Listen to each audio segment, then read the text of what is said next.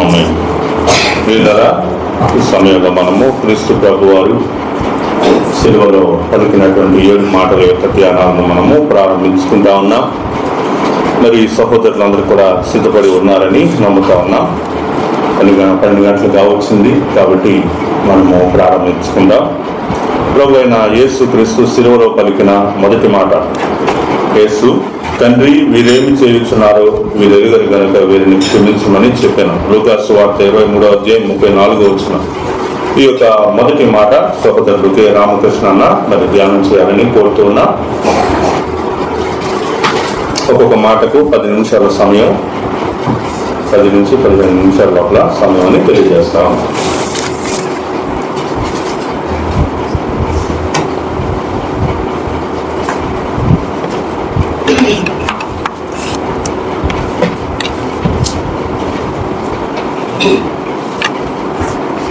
యేసుక్రీస్తు నామములో వచ్చిన అందరూ కూడా వందనాలు తెలియజేసుకుంటున్నాను. ఈరోజు మంచి శుక్రవారం, గుడ్ ఫ్రైడే శుభాకాంక్షలు కూడా మీకు తెలియజేసుకుంటూ ఉన్నాను. అయితే యేసుక్రీస్తు వారిని సిలువ వేయకముందు ఆయనను ఎంతగా హింసించారో, ఎంతగా బాధ పెట్టారో మనము ఆ విషయాన్ని, సిలువలో ప్రతి విషయాన్ని మనము దేవుని దగ్గర నుండి మనం తెలుసుకుంటూ ఉన్నాం. అయితే మొదటి మాట అయినటువంటిది లూకా సువార్త 23:34 వచనంలో మనం చూసినట్టయితే ఆయన సిలువలో పలికిన 7 మాటల్లో మొదటి 3 మాటలు మానవుల కోసం ఆయన ప్రార్థన చేసినట్టుగా చూస్తాం.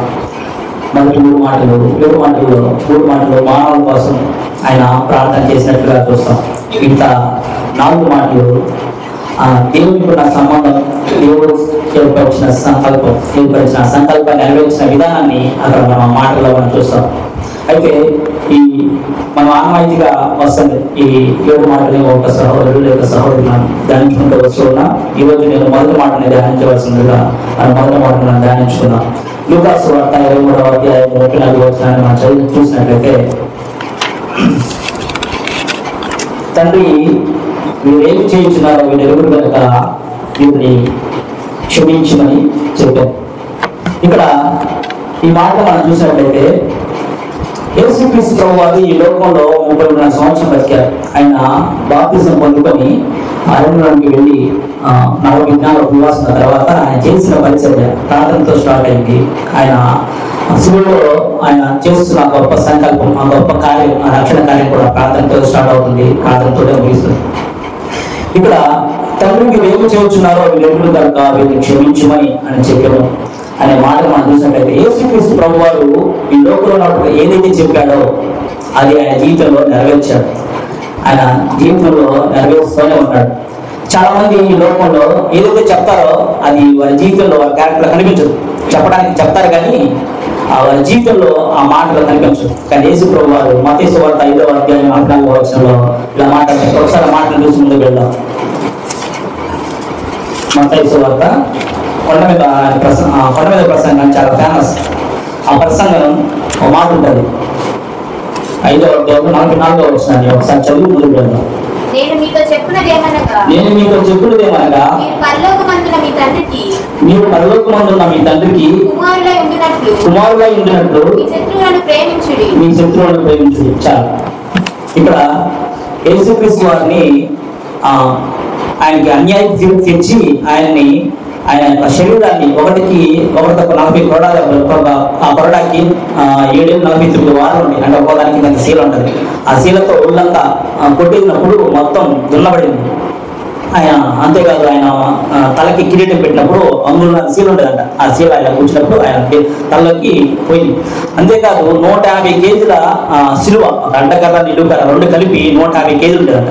ఆ గొలుగత్త కొండ మీద ఎలా ఉంటుందంటే కొండ ఎత్తుగా ఉంటుందండి. ఆ కొండ మీదకి ఆయన మోసుకొని వచ్చిన తర్వాత ఆయన మొయ్యలేకపోతే మధ్యలో ఆయన సహాయం తీసుకొని ఆయన మొదట ఆయన సహాయానికి అతను ఒప్పుకోడు. తర్వాత ఆయనతో బలవంతం మీద మోసిన తర్వాత సైనికుల బలవంతాన్ని మోసిన దేవుడు తర్వాత అతను దేవుని గొప్పతనం తెలుసుకొని దేవుని వస్తాడు. అటువంటి పరిస్థితుల్లో ఆ సిలువ పైకి కొలబద్ద కొండ మీద తీసుకొచ్చిన తర్వాత ఆ సిలువుకి 2 చేతులకి మామూలుగా అయితే సిలువుకి తాళ్ళతో కట్టి ఆరాడేసేవాళ్ళట. కానీ యేసు ప్రభువు మాత్రం శీలతోటి ఆ చెక్క కొట్టి ఈ చేతికి సీల కొట్టి, కాలికి సీల కొట్టి, కింద సీల కొట్టిన తర్వాత కుండ తీసి ఈ సిలువుని ఇట్లా లేపి దాంట్లో నుంచోబెట్టాడు. అది చూడ ఎంత ఘోరంగా, ఎంత భయంకరంగా ఉండదు. ఒళ్ళంతా గాయాలు, రక్తం, మన తలకేమో మొండలకి రెడ్డి పెట్టిన తర్వాత దాంట్లో రక్తం కారుతా ఉంటుంది. ఆ మోసుకొచ్చేటప్పుడు అందరూ తిట్టడం, కొట్టడం, రాళ్ళు వేయడం, ఉమ్మడం, అలాంటి ఎంతో అవమానకరమైన పరిస్థితుల్ని ఎదుర్కొని ఆయన శిలువ మీద ఉన్నప్పుడు ఆయన పలుకుతున్న మొదటి మాట, ఆయన ఏదైతే లోకంలో చెప్పాడో, లోకంలో ఉన్నప్పుడు ఏదైతే ఆయన బోధించాడో ఆ బోధకు సరైన ఆన్సర్గా, జవాబుగా ఆయన పలుకుతున్నాడు. ఏదైతే చెప్పాడో, మీ శత్రువులను ప్రేమించండి, మీ మిత్రుల్ని మీ బంధువులను ప్రేమిస్తే ఏమొస్తుంది, మీ శత్రువుని ప్రేమించండి అనే అర్థంతో. చూడండి, ఇక్కడ మీ శత్రువును ప్రేమించండి అని ఏ మాట చెప్పాడో ఆ మాట ఇక్కడ పలుకుతున్నాడు మొదటి మాటగా. తండ్రి, మీరు ఏం చేయించున్నారో వీరు ఎరుగురు కనుక వీరిని క్షమించము అని చెప్తూ ఉన్నాడు. ఇక్కడ ఆయన యొక్క బోధకు మాదిరి చూపిస్తాడు, ఆ బోధకి నెరవేర్పు చూపిస్తున్నాడు. ఆయన ఏదైతే చెప్పాడో అదే చేస్తున్నాడు. కానీ మా లోకంలో అయితే అనేక మంది చెప్తారు కానీ దానికి తగినట్టుగా జీవించరు. కానీ ఈయన ఏదైతే చెప్పాడో అదే నెరవేరుస్తున్నట్లుగా ఈ సిలువలో ఆయన పలుకుతున్న మాటను బట్టి మనం చూడవచ్చు. ఇది ఈ సిలువ కార్యం అనేది యాదృచ్ఛికంగా జరిగింది కాదు. అది ఆది కాండంలోనే ఈ యొక్క కార్యాన్ని దేవుడు తెలియపడుతుంది స్త్రీ సంతానానికి. మనకి ఈ సిలువలో ఈ ప్రవచన నెరవేర్పు మనము యెషయా గ్రంథం 53వ అధ్యాయం 12వ వచనం చూడవచ్చు. ఆయన సిలువ వేసే క్రమాన్ని అక్కడ ముందరగానే, ఎందుకంటే ముందరగా 500 సంవత్సరాల క్రితమే ప్రవచిస్తారు. ఈ సిలువ కార్యాన్ని నెరవేర్పుగా ఇది చూడవచ్చు. యెషయా గ్రంథం 53వ అధ్యాయం 12వ వచనాన్ని మనం చూడవచ్చు. కావున గొప్పవారితో నేను అతనికి పాలు పంచిపెట్టేదను. కావున గొప్పవారితో నేను అతనికి పాలు పంచిపెట్టేదను. గనులతో కలిసి అతని కొల్ల సొమ్ము విభాగించుకొనెను. ఏలయనగా మరణము నొందినట్లు అతడు తన ప్రాణమును దారపోసెను. అతిక్రమము చేయువారిలో ఎంచబడినవాడాయను. అనేకుల పాపమును భరించును. తిరుగుబాటు చేసిన వారిని గురించి విజ్ఞాపనము చేశాను. చూడండి, ఇక్కడ విజ్ఞాపన చేస్తాడా లేదా తండ్రి మీరు ఏం చేస్తున్నారో మీరు ఎరుగురు కనుక వీటిని క్షమించమని విజ్ఞాపన చేస్తాడు. ఆయన యొక్క సిలువ కార్యం అనేది చాలా అన్యాయంగా ఆయన తీర్పు పొంది చేస్తున్నప్పటికీ ఆయన ఏదైతే ప్రవచించారో 500 సంవత్సరాల క్రితం దాన్ని ఇక్కడ నెరవేర్పుగా లోక పాప రక్షణ కొరకు కార్యాన్ని ఇక్కడ నెరవేర్చినట్లుగా మనం చూస్తూ ఉన్నాం. మొదటిది ఆయన ఏదైతే బోధించాడో అది బోధకు అనుకూలంగా, బోధకు జవాబుగా ఆ బోధకు అనుసరించిన విధానాన్ని ఇక్కడ చూపిస్తుంటే, రెండవది ప్రవచన నెరవేర్పు, ఈ లోక కళ్యాణం కొరకు ఆయన చేసిన కార్యం ద్వారా ప్రవచన నెరవేర్పు మనం చూస్తూ ఉన్నాం. మూడవది ఆయన మానవుల కోసం, అక్కడ ఉన్న జనుల కోసం, మానవులందరి కోసం ప్రార్థన చేసినట్లుగా మనం చూస్తా ఉన్నాం. నాలుగవది మానవులందరికీ బదులుగా ఆయన సబ్స్టిట్యూట్ గా, అంటే మనకు బదులుగా ఆయన ప్రార్థన చేసినట్లుగా చూస్తూ ఉన్నాం. ఆయన అక్కడ లోకము వారి గుడితనం కలుగజేయడం వలన వారు ఏం చేస్తున్నారో ఎరగలేకున్నారు. అందుకే తండ్రి మీరు ఏం చేయించున్నారో వీళ్ళు ఎరుగురు కనుక వీళ్ళు క్షమించము అంటే లోకం వారి గుడితనాన్ని కలగజేసింది. ఈ లోకాన్ని కలుగుతే సాతాను వారి గుడితనం కలగజేయడం వల్ల ఆయన ఎవరు ఏంటి అనేది, ఎందుకు వేస్తున్నాము, ఎలాగ అపహాసిస్తున్నాము, ఎలాగ అవమానిస్తున్నాము వాళ్ళు తెలుసుకోలేకపోతున్నారు. ఆ మాటను కూడా మనం చూడవచ్చు. తర్వాత ఈ సిలువలో మనకి మన పాపానికి క్షమాపణ దొరుకుతుందని అని చెప్పి ఇక్కడ మనం చూస్తే ఆ స్థితిని చూస్తే మనం చూడొచ్చు. పాపానికి క్షమాపణ, ఆయన లోకంలో బ్రతుకున్నప్పుడు అనేక మంది పాపాన్ని క్షమించారు. నీ పాపను క్షమించమని వెళ్ళండి అని చెప్పి కుష్ఠరోగులకి, తర్వాత పక్షవాతం వచ్చిన వారిని మీ పాపం క్షమించబడి మీ పరిపెత్తుకొని వెళ్ళు అని చెప్పి క్షమించిన దేవుడు ఇప్పుడు అంటున్నాడు, ఈయన భూమి మీద లేడు, ఇప్పుడు ఆకాశానికి భూమికి మధ్యలో వేలాడుతూ ఉన్నాడు. మానవులందరూ సబ్స్టిట్యూట్గా, ప్రధాన యాజకుడిగా దేవుడు ఏర్పరిచిన ఆ గొప్ప సంకల్పాన్ని నెరవేర్చడానికి ఒక గొర్రెపిల్లగా ఆయన అక్కడ పస్కాపల్లికి బదులుగా ఆయన ఆ మాటను ప్రకటిస్తూ ఉన్నాడు. ఇటువంటి సిలువలో మొదటిది ఏదైతే చెప్పాడో అది నెరవేరుస్తూ ఉన్నాడు. అలాగే ప్రవచన నెరవేర్పుని చూస్తున్నాడు. సిలువలో మనకి పాప క్షమాపణ జరుగుతుంది. ఈ మాటలు మనము సిలువు కార్యాన్ని చూస్తూ ఉన్నాం. ఈ మాటలు మనము చెప్తూ ఉన్నాం, కానీ ఈ మనకి ఒక మాదిరిని చూపిస్తుంది. మీరు ఏదైతే బోధిస్తున్నారో, ఏదైతే చదువుతున్నారో, ఏదైతే మాట్లాడుతున్నారో దాన్ని ఆ దేవుని మాటని మనం అవలంబించాల్సిన వారిగా ఉన్నాం. అలాగా మనం అనుసరించవలసిన వారిగా లేకుంటే మనము యేసుక్రీస్తుని కాపీ ఉంటే వారిగా ఉన్నాం. కాపీ అంటే ఏంటి? ఏది ఉంటే పైన ఉంటుందో కింద అదే రాస్తాం. యేసుక్రీస్తు ఎలా ఉన్నాడో అలాగే మనం జీవించాలి. మనము ఊరక మాటలు క్షమించాలనే మాట చెప్పడం, కానీ మన జీవితంలో కూడా జరగాలి. చూడండి, మనము ఈ భూమి మీద మనకు తెలిసిన సంగతులే. జర్మనీ దేశం నాజీ ప్రభుత్వం ఉన్నప్పుడు ఆ యూదులు కనిపిస్తే కాల్చేయమని వాళ్ళని చంపి ఆకర్షించినప్పుడు ఈ జర్మనీ దేశంలో కొరేటియన్ భూమి అనే ఒక అక్క బెన్సీ అనే ఇద్దరు అక్కాచెల్లు ఉన్నప్పుడు వారు యూదుల్ని రక్షించడానికి ఇంట్లో వారిని దాచిపెట్టినప్పుడు తర్వాత ప్రభుత్వం తెలుసుకొని వారిని ఆ సైనికులు వచ్చి వారి అక్కాచెల్లని పాడు చేస్తారు. కొన్ని రోజుల తర్వాత అక్కడ రోజు సైనికులు వారిని హింసించేవాళ్ళు. ఒక రోజు ఆ బెన్సీ వాళ్ళ అక్క చనిపోతుంది. కొరియాన్ భూమిని ఆమె జైలు వేస్తారు. కొన్ని సంవత్సరాల తర్వాత ఆమె విడుదలకు బయటకు వస్తుంది. బయటకు వచ్చిన తర్వాత ఒక రోజు చర్చికి వెళ్ళినప్పుడు ఏ సైనికుడు అయితే వాళ్ళని హింసించి పాడు చేశాడో ఆ సైనికుడు కనిపించినప్పుడు ఈవిడ వెళ్ళి అదో బ్రదర్ అవ్వరు అని చెప్పి అతను అడిగినప్పుడు అతని కళ్ళలో నీళ్ళు తిరిగిపోయినాడు. అప్పుడు నీళ్ళు మొత్తం కార్చిపడేది. ఎందుకంటే ఆ ప్రేమ ఏదైతే యేసయ్య చెప్పాడో మీ శత్రువును ప్రేమించమని ఆ మాటల్ని ఆ వ్యక్తి పట్ల ఆమె వ్యక్తపరిచినప్పుడు అతను తట్టుకోలేకపోయాడు. అంతేకాదు ఈ ఒరిస్సా దేశంలో పాస్టర్ పిల్లల్ని కారులో చంపివేస్తున్నప్పుడు వాళ్ళు అమ్మ ఉండలేదు, ఆ తల్లి ఉండలే, వాళ్ళు చనిపోతూ ఉన్నప్పుడు ఎవరో పట్టిన తర్వాత వాళ్ళు ఎవరైతే ఆ పని చేశారో వాళ్ళు పట్టిన తర్వాత అమ్మ వాళ్ళ మాట ఏంటంటే వాళ్ళని క్షమిస్తున్నాను అని. చూడండి, ఆ క్షమ ఎవరి? ఇప్పుడు మామూలు మన మనుషులు అయితే వారు దొరకనే వారిని పైనపడి పట్టము, రక్తం వాళ్ళని చంపేమని పలుకుతాం, కొట్టి మనం పలుకుతాం. కానీ ఆ దేవుని ప్రేమ ఏదైతే నేర్చుకున్నారో, ఈ బైబిల్ వాక్యాన్ని పరిశుద్ధ గ్రంథంలో ఏదైతే నేర్చుకున్నారో ఆ మాటను తన జీవితంలో అనుసరించడం ద్వారా, యేసుక్రీస్తుని కాపీగా వారి జీవితంలో చూపించడం ద్వారా ఆ యొక్క గొప్ప ప్రేమను, ఆ యొక్క దేవుని ప్రేమను, ఆ దేవుని కృపను జీవితంలో యేసయ్యను చూపిస్తూ ఉన్నారు. యేసయ్యను కాపీ కొడుతున్నారు.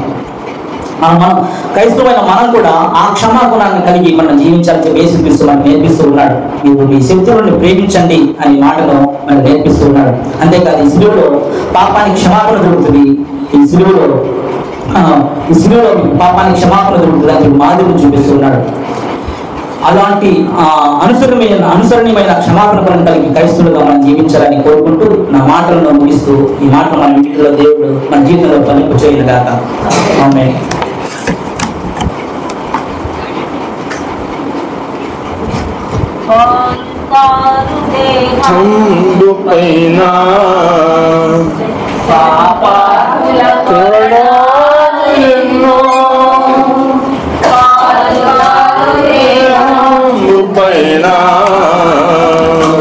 పాపాత్ముల కొరణాలు ఎన్నో నాట్యమాడినాయి నడి వీధిలో నిలిచాయి. నాట్యమాడినాయి నడి వీధిలో నిలిచాయి. నోరు తెరువలేదాయి ప్రేమ, బదులు పలుకలేదాయ ప్రేమ. నోరు తెరువలేదా, బదులు పలుకలేదాయ ప్రేమ. ఎవరి కోసమో ఈ జగతి కోసమే, ఈ జనుల కోసమే తిరువలో సాగింది యాత్ర. కరుణామయుని దయగల పాత్ర. మంచిది. మొదటి మాట రామకృష్ణన్న చక్కగా ధ్యానం చేశారు. మరి క్రీస్తు ప్రభు వారు శిలువలో పలికిన రెండవ మాట, అందుకు ఆయన వారితో, నేడు నీవు నాతో కూడా పరదేశంలో ఉండు అని నిశ్చయముగా నీతో చెప్పుచున్నాను నేను. లూకాసు సువార్త 23వ అధ్యాయము 43వ వచనం. ఈ యొక్క మాట సహోదరులకే రఘునాథ్ మరి వాక్యాన్ని ధ్యానం చేయాలని కోరుతూ ఉన్నాం. అక్కడ వచ్చినప్పుడు ఉన్నారు. ముందుగా ప్రార్థన చేసుకున్నాం. ప్రేమ నమ్మకంలో మాకు పనులు తండ్రి ప్రార్థించుకున్నాం. ఈ వారం ప్రభావం అయితే నన్ను ప్రభావం అయితే నేను ప్రభావం అయితే సన్నిధానాన్ని చేర్చిన దానికి మీకు స్తోత్రం ప్రభావం అయితే ఇదిగో ప్రభావం అయితే నీ యొక్క నాయ తండ్రి మాటని తండ్రి మనం పోషించగల తండ్రి నాకు ఎంతో జ్ఞానం తెలియని అతను చూపించిన ప్రభావం తండ్రి దేవ తండ్రి వినబోవారి ప్రభావం తండ్రి నేను చెప్తున్నాను ప్రభావం తండ్రి నేనైతే నా ద్వారా అయితే మాట్లాడే ప్రభావం తండ్రి నేను నడిపించుకొని ప్రభావం నీ యొక్క పరివర్తమైనటువంటి కృపాను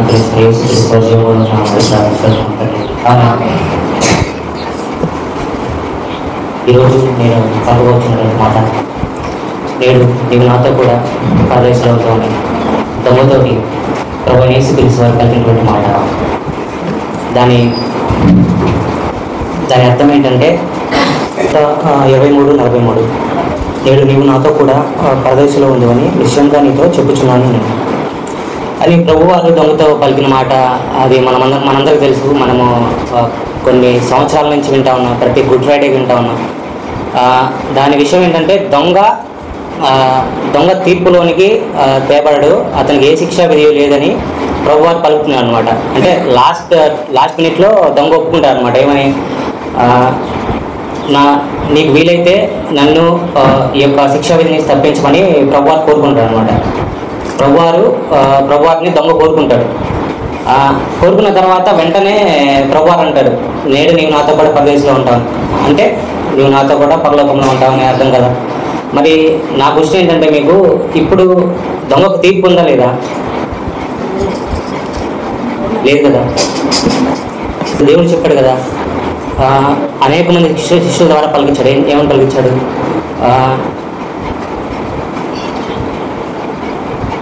ఏమని పలికించాడంటే, ఆయన్ని పోలి మనం నడుచుకోవాలని పలికించాడు అనమాట దేవుడు ఆత్మ ద్వారా. ఎవరిని శిష్యుల చేత పలికించాడు అనమాట. ఏమని, మీరు పౌలు అంటాడు కదా ఒక చోట, నేను క్రీస్తుని పోలిన ప్రకారం మీరు నన్ను పోలి నడుచుకోండి. ఓకే, అలా నడుచుకోవాలని. అంటే క్రీస్తు వారు ఏ పోలిక కలిగి ఉన్నారు? క్రీస్తు వారు అన్ని దెబ్బలు కొర్రా దెబ్బలు తిని చేతులకి శిలలు కొట్టించుకొని ఆ మాదిరిగా వాళ్ళు దేవుడు అలా శిక్షింపబడి మన కోసం ఫ్రీగా శిక్షింపబడ్డారు అనమాట. అంటే ఇంతకుముందు వెనక ఒక వాక్యం ఉండేది, Jesus Christ gave himself a ransom pay for us all. అంటే దేవుడు మన కోసం వెల ఇచ్చి మనందరినీ కొనుక్కున్నాడని. అది పాస్టర్ గారు రాయించారు వెనకాల గోడ మీద. అంటే ఆయన మనందరి కోసం వెల ఇచ్చి మనందరినీ కొనుక్కున్నాడు అనమాట. సో ఇప్పుడు మన తాత్పర్యం ఏంటంటే, ఇప్పుడు మనం కూడా అంత సహనము ఓర్పు కలిగి ఉండాలని. అంత సహనము ఓర్పు కలిగి ఉంటేనే క్రీస్తుని, అంటే మనం క్రీస్తుకి అర్థంలా ఉండాలన్నమాట. క్రీస్తుకి అర్థంలా ఉంటే మనం ఇప్పుడు నేను చెప్తున్నాను కూడా, నేను కూడా ఒక 0.5% కూడా ఉండనేమో. మన జీవితాంతం చేసినా కూడా 0.5% కూడా ఉండాలి నాకు తెలిసి. క్రీస్తు ప్రభువారు చేసినంత త్యాగము, ప్రభువారు ప్రజలతో నడుచుకున్నంత శాంతిగా, సమాధానంగా, ఆత్మఫలములు కలిగినంతగా మనం నడుచుకోలేమేమో నాకు తెలిసి. కానీ అంటే మనం ఎంతైతే నడుచుకోగలమో అంతే నడుచుకోగలము అన్నమాట. కాబట్టి మనం చేయాలి. కాబట్టి ప్రభువారు నడిపించిన ప్రకారం, అంటే ప్రభువారిని మనల్ని ఎక్కడున్నా కానీ, ఇప్పుడు నడుచుకోకపోయినా కానీ, ఇప్పుడు ఆయన ఆత్మఫలాలు నడుచుకోకపోయినా కానీ ఆయన ఖచ్చితంగా మనల్ని నడిపిస్తాను అన్నమాట ఆత్మఫలాలు. ఎలా అంటే, ఇప్పుడు ఒక ఎగ్జాంపుల్ చెప్తాను అనమాట నేను. ఎలా అంటే, ఇప్పుడు నేను ఒక మాట అనుకున్నాను అనుకోండి, క్రీస్తు మరి చనిపోయి తిరిగి లేచాడు అనుకున్నాను అనుకోండి. మామూలు ఎగ్జాంపుల్ చెప్తున్నాను. ఇంతకుముందు నా పక్షంలో ఉన్నప్పుడు నా ఎక్స్పీరియన్స్ ప్రకారం ఇప్పుడు ఎలా లేచాను అనుకున్నాను అనుకోండి, క్రీస్తు నాతో మాట్లాడతాను అనమాట. డైలీ బైబిల్ చదువుకుంటాను, నాతో మాట్లాడితే ఏమని మాట్లాడతాడు, ఇదిగో మూర్ఖుడా, ఈ గోధుమ గింజ చనిపోతాయి కానీ దానికి ప్రతిఫలం ఉండదు, మళ్ళీ భూమిలో నుంచి విత్తపడదు, మరి నువ్వెలా అనుకుంటున్నావు అని దేవుడు చెప్తాడు కదా. అలా దేవుడు రోజు మనతో మాట్లాడతాను అనమాట. ఇప్పుడు మనము ఒక్కసారి ఆయనతో అంటే, ఇప్పుడు నా విషయంలో ఏంటంటే, ప్రార్థించడం అంటే దేవుడితో మాట్లాడటం, డైరెక్ట్గా దేవుడు మనతో మాట్లాడటం, మనం దేవుడితో మాట్లాడటం అనమాట. అలా మాట్లాడుతూ ఉన్నప్పుడు దేవుడు మనకి రోజు రోజు నీకు వచ్చే ప్రశ్నలు, అంటే అపవాది నీకు అనేకమైనటువంటి చిక్కుల్లో పెడతాడు అనమాట. అసలు నువ్వు ఎందుకు ఇది నమ్మాలి, నీకు సమాధానం ఇస్తాను అనమాట. ఇప్పుడు చివరిగా ఏంటంటే,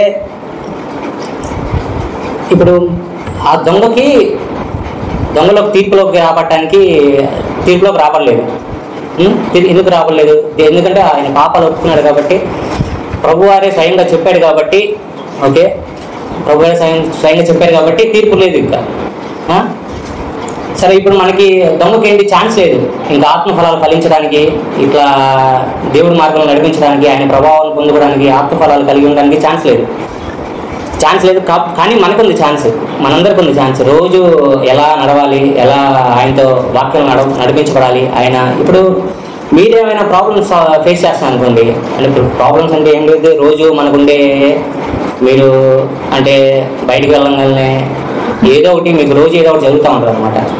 అలాంటివన్నీ జరగకుండా ఉండటానికి మీకోసం మనకు తెలియదు అనమాట. మనం బయటికి వెళ్ళినప్పుడు అనేకమైనటువంటి బాణాలు లాంటివి మన కోసం ఎదురు చూస్తూ ఉంటాయి అనమాట. వాటన్నిటిని తప్పించుకోవడానికి ఎలా అంటే మీరు రోజు మనం రోజు ప్రార్థించాలన్నమాట.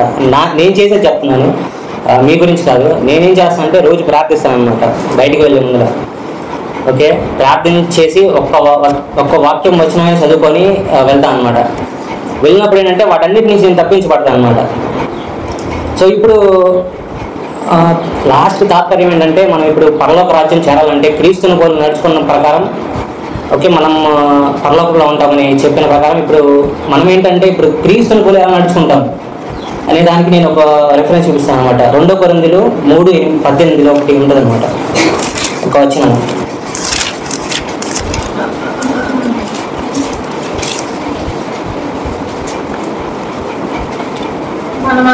ఒక్క నిమిషం అక్క, ఇక్కడ 14 నుంచి చూద్దాం. మరియు వారి మనసులు కఠినములయ్యను గనుక నేటి వరకు పాత నిబంధన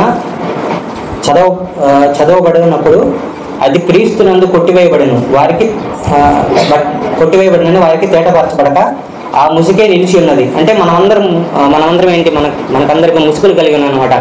ఇప్పుడు మనం ఎంత ప్రార్థించాలనుకున్నా కానీ, నువ్వు ఎంత వాక్యం వినాలి, నేను రోజు ప్రార్థించాలి. ఇప్పుడు నువ్వు ప్రార్థన చేసినప్పుడు ఏమైంది, నీకు ఎదురయ్యేటువంటి సమస్యల నుంచి నువ్వు విజయం సాధిస్తావు అనమాట. అంటే వాటన్నిటిని తట్టుకోగల శక్తిని దేవుడు ఇస్తాడు అనమాట. కానీ వాటన్నిటి నుంచి నిన్ను ఎలా సపరేట్ చేయాలని అపవాది ఇంకో సైడ్ నుంచి ప్రయత్నిస్తూ ఉంటారు అనమాట, ఆపోజిట్ వే నుంచి. అప్పుడు ఆ విషయంలో నీకేం కలుగుతుందంటే నీ హృదయం కఠినం చేస్తాను ఫస్ట్. అంటే ఈరోజు ఏం చేసుకున్నాము, రేపు చేసుకున్నాము, ఆ దేవుడు ఏముందిలే. ఇప్పుడు నీకు ఫస్ట్ ఏమైంది, ఇప్పుడు ప్రార్థన చేసుకోగలి, ఇప్పుడు ప్రార్థించగలిగిన వెంటనే నీ సమస్యలన్నీ పోతాయి అనమాట. నెక్స్ట్ రోజు ఏమనిపించింది, ఇంకా చాలు, ఇంకా నాకు ఎక్కువైపోయింది, నాకు మొత్తం సమస్యలు ఏం లేవు నాకు జీవితంలో, నేను ఇంకేదైనా సాధించగలనుకుంటాను. కానీ నెక్స్ట్ రోజే అనమాట, నువ్వు అనుకున్న నెక్స్ట్ రోజే నీకు మామూలు నువ్వు అసలు తలుచుకోనని, అసలు నీకు ఎప్పుడు రాననుకునే సమస్యలు నీకు జీవితంలో వస్తాయి అన్నమాట.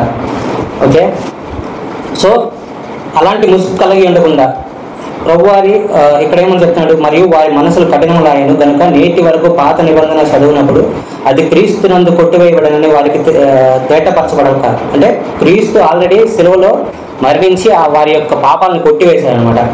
అది ఎవరు చెప్తున్నారంటే ఇశ్రాయేలు చెప్తున్నాను అనమాట. అంటే ఇశ్రాయేలు అంటే ఇప్పుడు మనం ఇప్పుడు దేవుని నమ్ముకోక ముందు మనం కూడా అనుకోవచ్చు కదా. దాని విషయమై నేను ఈ వచనాన్ని ఎంచుకున్నాను. నేటి వరకు మోషే గ్రంథం వారు చదువునప్పుడల్లా ముసుగు వారి హృదయముల మీద ఉన్నదని కానీ వారి హృదయము ప్రభువు వైపు నాకు ఎప్పుడు తిరుగునో అప్పుడు ముసుగు తీసివేయబడును. ఎప్పుడైతే మనం మారు మనసు పొందుకుంటామో, ఎప్పుడైతే దేవుని వైపు చూసి మనము ఆయన సన్నిధిని వెతుకుతామో, ఆయన వాక్యం వెతుకుతామో, ఆయన మనతో మాట్లాడడం స్టార్ట్ చేస్తాడు, అప్పుడు మన యొక్క జీవితం ఫలించడం మొదలు పెడతాడు. అంటే ఇప్పుడు క్రీస్తు మరణించి తిరిగి లేచినటువంటి రీతిగా నువ్వు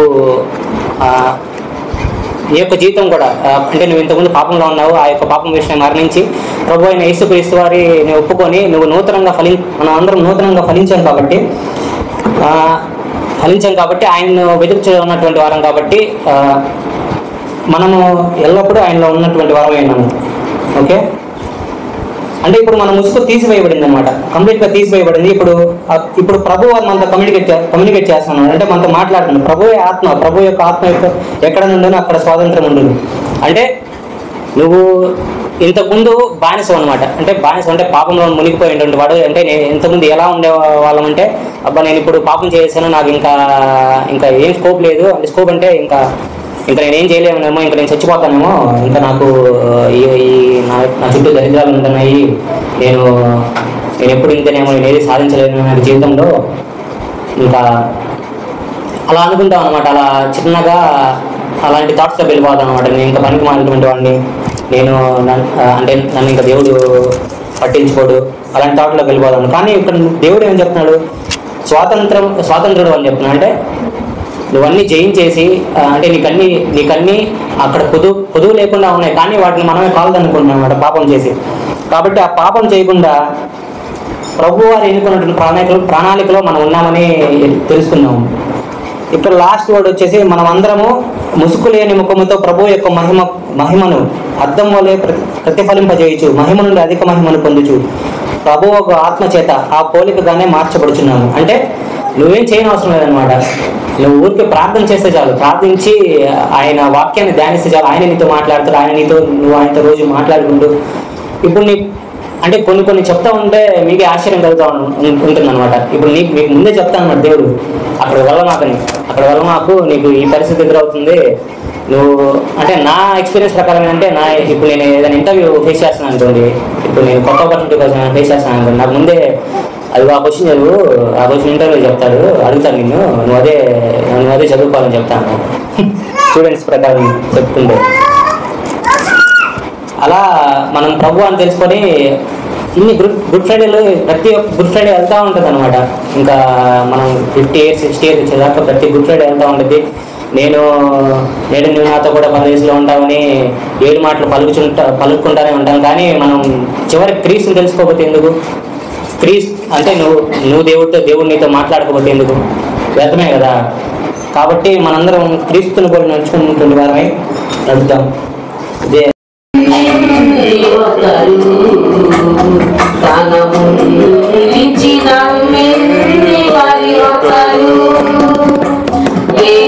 చేసినారు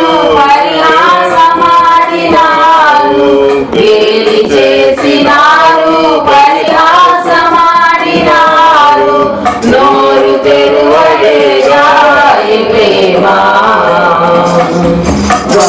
పలుకలేదా ప్రేమ, నోరు తెరువలేదా ప్రేమ, పలుకలేదా ప్రేమ, ఎవరి కోసమో ఈ జగతి కోసమే, సిలువలో సాగింది యాత్ర, కరుణామయుని దయగల పాత్ర.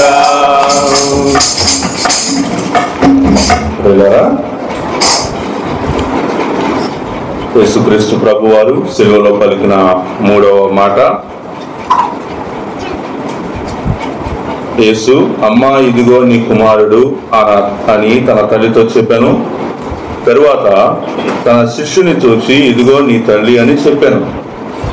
యోహాను సువార్త 19వ అధ్యాయం 26-27 వచనాలు. ఈ 3వ మాట సహోదరుడు ఎస్ జాన్ బాబు గారు మరి ధ్యానం చేయాలని కోరుతూ ఉన్నారు. మొదటి మాట క్షమించమని అడిగాడు, మన కోసం ఆయన ప్రార్థన చేశాడు క్షమించమని. రెండో మాట ఒక పాపని క్షమించాడు, పరలోకం చేర్చుకున్నాడు వెంటనే. అదే మూడో మాటగా ఆయన ఒక ప్రేమ చూపిస్తున్నాడు తల్లి మీద. యోహాను సువార్త 19వ అధ్యాయము 25 నుంచి చదువుకుందాం. ఆయన తల్లియు ఆయన తల్లి సహోదరియు లోపాపార్య మరియయు మగ్దలేనే మరియయు యేసు శిలువ యొద్ద నిల్చుండిరి.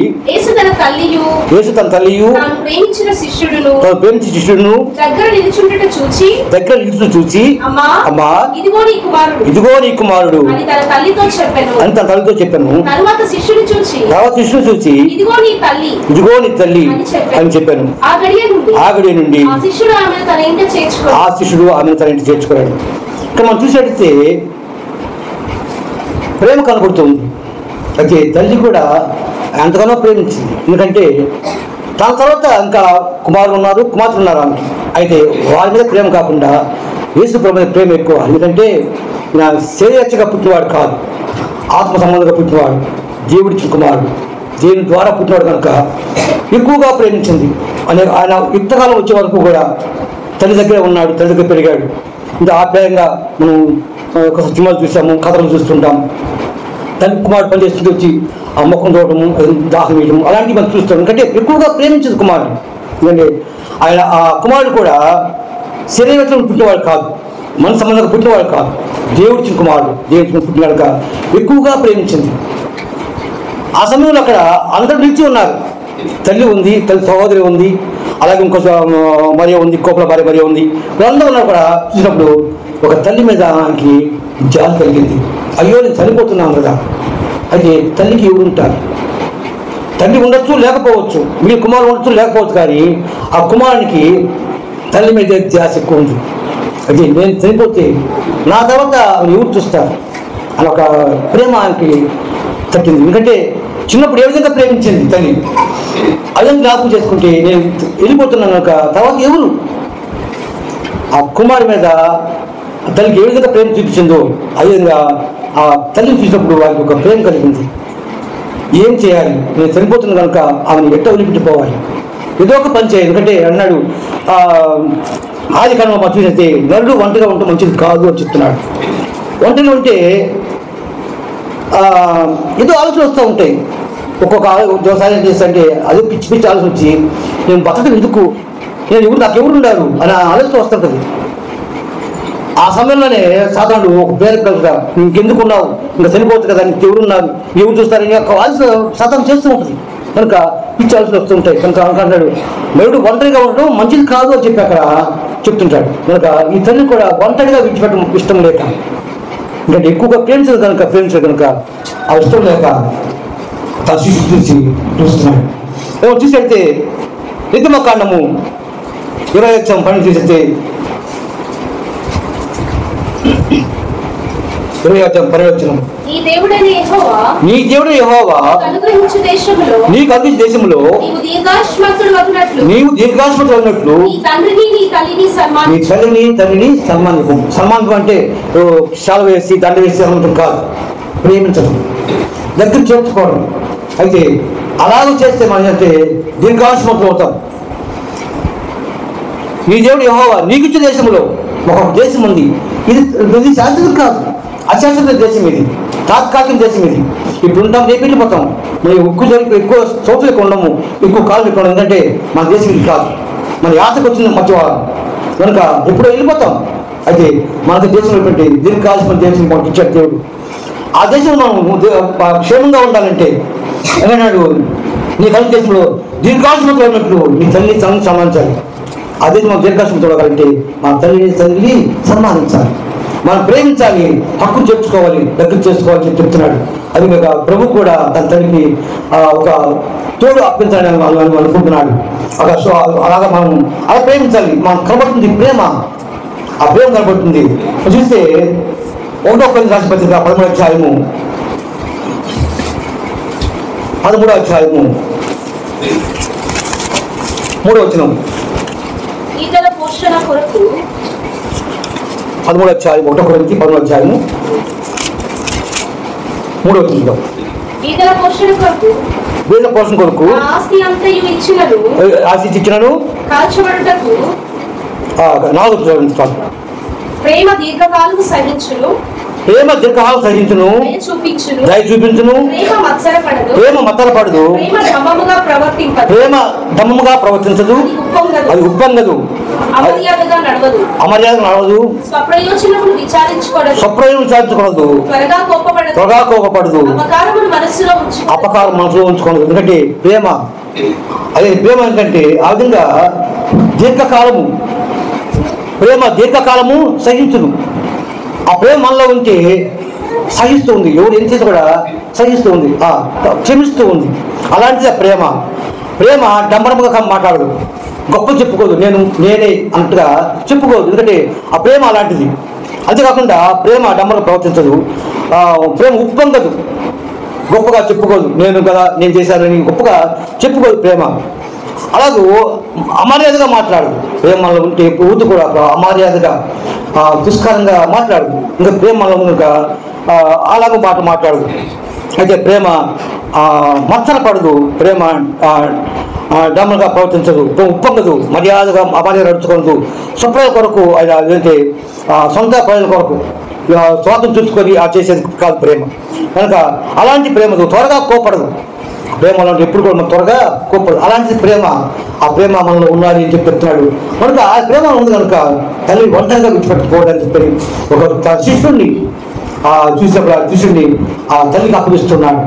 ఎందుకంటే ఆ తల్లి ఒంటరిగా ఉంది, మరి తండ్రి ఉన్నాడా లేదు తెలీదు. అయితే తన బాధ్యత ఏంటి? తన బాధ్యత ఏంటంటే తల్లిని ఒంటరిగా విడిచిపెట్టుకోకుండా ఎవరో ఒక తోడు ఇవ్వాలని చెప్పినాక ఒక బాధ్యతగా ఆ తల్లిని తన శిష్యుడిని ప్రేమించి శిష్యుడిని అప్పగిస్తున్నాడు. మనం చూసినట్లయితే 20వ వచనం చూద్దాం. యేసు తన తల్లియు తన ప్రేమించిన శిష్యుడి దగ్గర నుంచి ఆ శిష్యుడు కూడా ఆ తండ్రి అలాగా ప్రేమించాడు, ప్రభువుని ఎక్కువగా ప్రేమించాడు. తను ఎక్కువ కాలం చెప్పు ప్రభుతోనే ఉన్నాడు శిష్యుడు. కనుక అలాగ శిష్యుడిని చెప్తున్నాడు. యేసు ఆమెను చూసి యేసు తన తల్లితో తన ప్రేమ శిష్యుని దగ్గర చూసి ఇదిగో నీ తల్లి అని చెప్పిన తన శిష్యుడికి ఆ తల్లిని అప్పగిస్తున్నాడు. ఇది కాకుండా అమ్మ ఇదిగో నీ కుమారుడు అని తల్లి చెప్పాడు. ఇదిగో ఇక్కడి నుంచి నేను చనిపోతున్నాను, నేను ఉన్నాను కనుక ఇదిగో ఇతనే నీ కుమారుడు, నాకు బదులుగా అతని దగ్గరికి వెళ్ళు, అతను పేరుని చెప్పి ఒక కుమారుడిని ఆ కుమారుడిగా తను అప్పగిస్తున్నాడు కనబడుతుంది. ఎందుకంటే ప్రేమ ఉంది కనుక తల్లిని వృద్ధాప్యం ముందు విడిచిపెట్టుకొని చెప్తున్నాడు. అది చూసినట్టే తుమ్మగారు మొదటి పత్రిక 5వ అధ్యాయం మీద చూస్తే 5వ అధ్యాయం మొదటి వచ్చిన తుమ్మగారి పత్రిక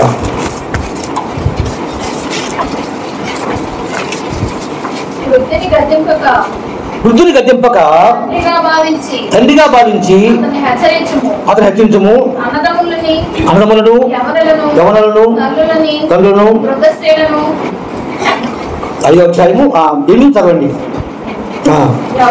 ఎవడైనను స్వకీయులను విశేషముగా తన ఇంటి వారిని సంరక్షింపగా పోయిన వాడు విశ్వాసం త్యాగం చేసిన వాడై అవిశ్వాసి కన్నా చెడ్డవాడై చెప్తున్నాడు. అయితే మధ్యస్తే ఎవడైనను స్వకీయులను అంటే తన ఇంటి వారిని కానీ బంధువులు కానీ అదిగా ప్రేమించాలి. కాకుండా విశేషంగా తన ఇంటి వారిని సంరక్షింపకుండా, తన ఇంటి వారిని అంటే తల్లిని తండ్రిని తమ్ముడిని అనాలి, ఇలా వాళ్ళ వారిని సంరక్షింపకుండా అంటే చూసుకోకుండా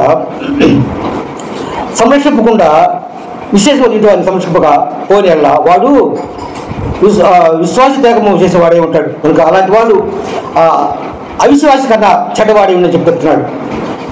అది ప్రేమించాలి, అలాగే తండ్రి వాడిని కూడా ప్రేమించాలి. అలాగే తన ఇంట్లో ఉన్నా అంటే ఆ తల్లిని తండ్రిని కూడా ప్రేమించాలి. అలాగే ప్రేమించకపోతే చెప్తాడు అవిశ్వాసి కన్నా చెడ్డవాడే ఉన్నట్టు అంటాడు. కనుక మనం ఆ విధంగా ప్రేమించి మనం విశ్వాసం కన్నా మంచివారు మనము ఉండాలని ప్రభు చెప్తున్నాడు. కనుక అదిగా ఆయన చేసినట్లయితే చెప్తున్నాడు. ఇంకొక మాట చూసినట్లయితే సంవత్సర గ్రంథము 23వ అధ్యాయము 22 వచనం.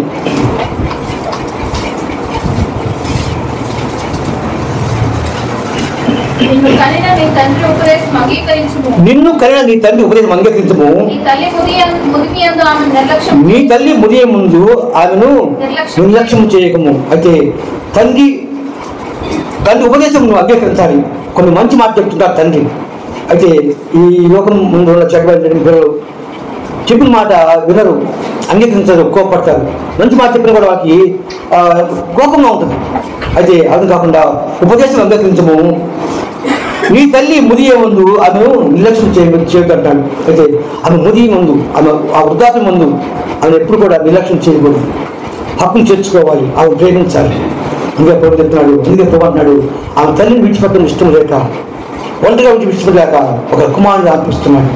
అయితే ఆ తండ్రి ఉన్నాడా లేడా కాదు కానీ ఒక తోడు కావాలి తల్లికి, ఒక తల్లి తోడు కావాలి కనుక తన శిష్యుడిని తల్లిగా కుమారుడిగా అప్పగిస్తున్నాడు.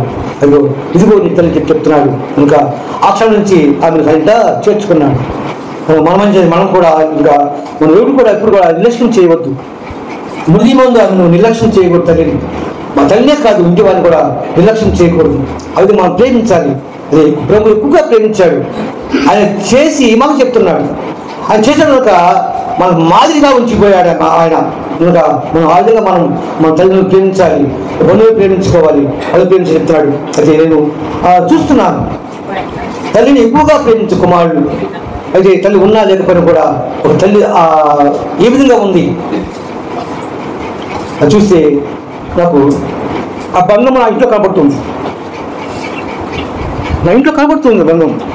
తల్లికి బాగా లేకపోతే కుమారుడు పడే వేదన, తల్లి లేకపోతే కుమారుడు పడే వేదన మాకు కనబడుతుంది. నేను చూశాను ఇంట్లో ఆ తల్లి కోసం కుమారులు ఎంతగా ఆగపడ్డారో.